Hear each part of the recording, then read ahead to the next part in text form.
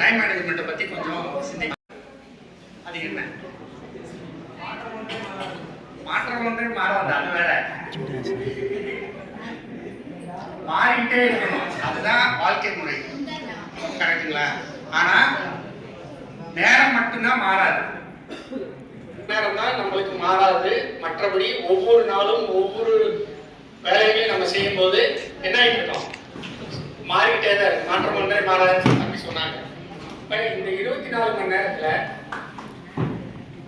ஒரு சிலர் மட்டும் மிகப்பெரிய சாதனைகள் செய்யறாங்க, ஒரு சிலர் மட்டும் வாழ்க்கையில ஃபெயிலியர் ஆகிறாங்க. அது காரணம் என்ன? என்ன ரீசன்னா, ஒரு சிலர் அவங்களுடைய நேரத்தை சரியான வழியில பயன்படுத்தினாங்க, ஒரு சிலர் அவங்களோட நேரத்தை சரியாக பயன்படுத்தல. அவ்வளவுதான் வித்தியாசம். இதை சரி பண்றதுக்கு என்ன வழின்னு சொல்லி பார்க்கணும். நான் பல வருடங்களுக்கு முன்னாடி காலையில எழுந்திருப்போம், பரவாயில்லப்பா ஓடுவோம், சாயந்தரம் ஆயிடும், இன்னைக்கு என்னடா பண்றேன்னு பார்த்தா தெரியாது. ஆனா எப்ப பார்த்தாலும் நான் பிஸியா இருக்கும். எனி டைம் பாத்தீங்கன்னா பிஸி, டென்ஷன், வேலை வேலை வேலை, அந்த வேலை செய்யணும், இந்த வேலை செய்யணும், இதை பண்ணணும், அதை பண்ணணும்.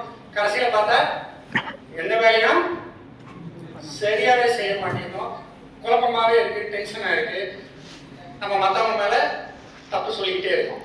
கடைசியில நம்ம ஒரு 10 வருஷம் கழிச்சு திரும்பி பார்த்தோம்னா ஏதாவது சாதிச்சிட்டோமா அப்படின்னு நினைச்சு பார்த்தோம்னா ஒண்ணுமே சாதிக்கல. இதுக்கு காரணம் என்னன்னா, நம்ம நேரத்தை சரியா நம்ம பயன்படுத்தல. இதை எப்படி நம்ம சரியா பயன்படுத்துறது அப்படின்னு சொல்லி பார்க்கும்போது பல வகையில் ஆராய்ச்சி பண்ணி டைம் மேனேஜ்மெண்ட் போட்டு கூகுள்ல சர்ச் பண்ணி பார்த்தீங்கன்னா கோடிக்கணக்கான டெக்னிக்ஸ் சொல்லி தருவாங்க. பல வகையான டூல்ஸ், பல வகையான ஐடியாஸ் நிறைய பேர் சொல்லி கொடுத்துட்டே இருக்காங்க.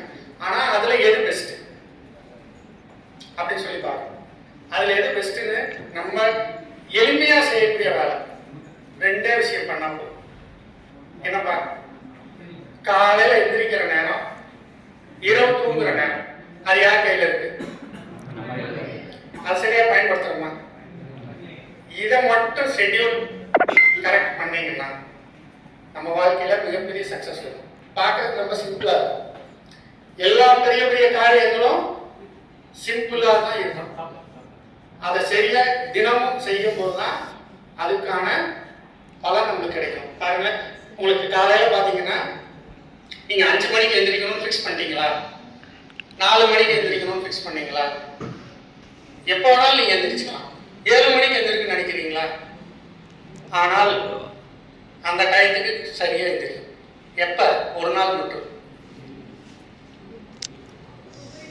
எவ்ரிடே இந்த டயத்தை சரியாக பயன்படுத்தணும்.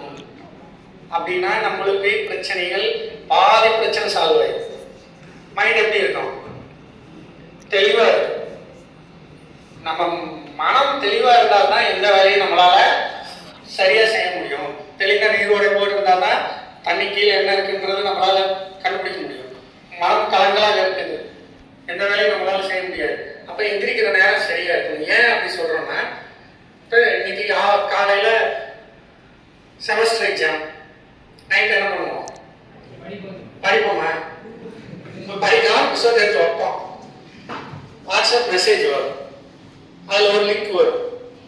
இன்ஸ்டாகிராம், ரீல்ஸ், ஃபேஸ்புக்ல ஏதாவது ஒரு இது அப்படின்னு ஒரு ஸ்க்ரால் பண்ணோம்னு வச்சுக்கோங்க. 9 மணி எத்தனை மணி ஆயிடும்?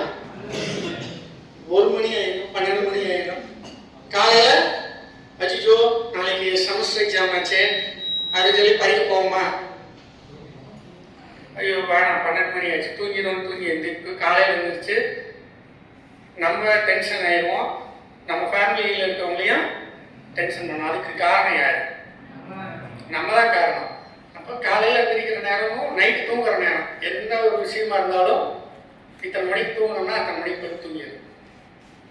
இதை ரெண்டையும் சரியாக பயன்படுத்திட்டு வந்தோம்னா நம்மளுடைய ஷெட்யூல் என்னன்னு நம்மளுக்கு தெரியும்.